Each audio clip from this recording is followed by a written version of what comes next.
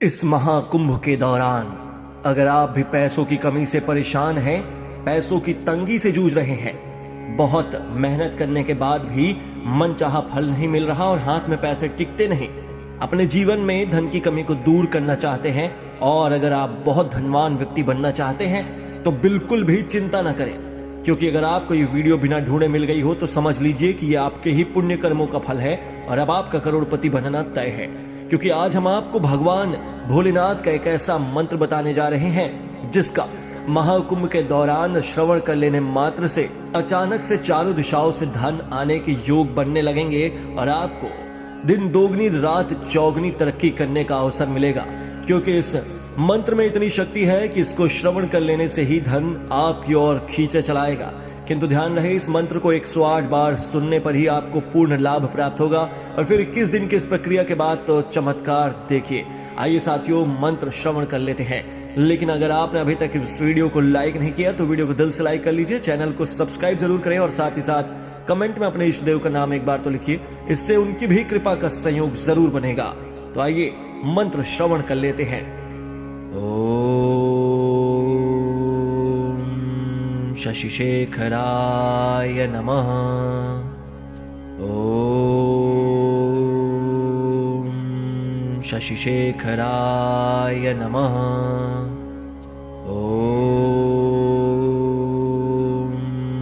शशिशेखराय नमः। ओम शशिशेखराय नमः।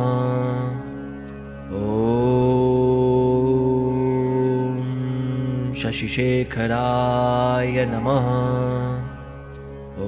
ओम शशिशेखराय नमः। ओम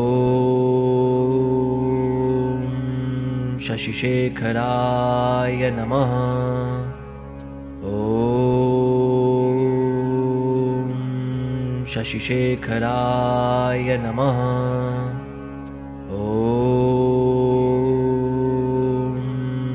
शशिशेखराय नमः। ओम शशिशेखराय नमः। ओम शशिशेखराय नमः। ओम शशिशेखराय नमः।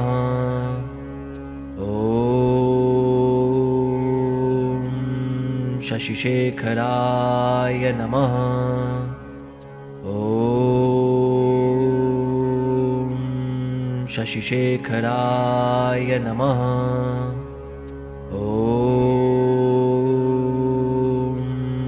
ओम शशिशेखराय नमः। ओम शशिशेखराय नमः।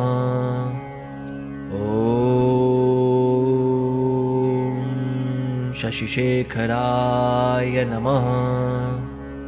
ओम शशिशेखराय नमः। ओम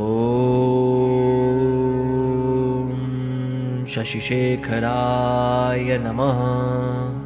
ओम शशिशेखराय नमः।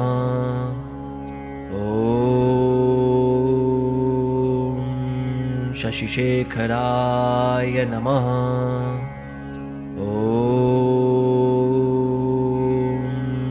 ओम शशिशेखराय नमः। ओम शशिशेखराय नमः। ओम शशिशेखराय नमः।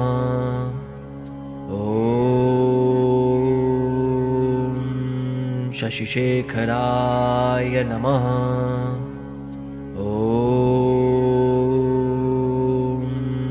शशिशेखराय नमः। ओम शशिशेखराय नमः। ओम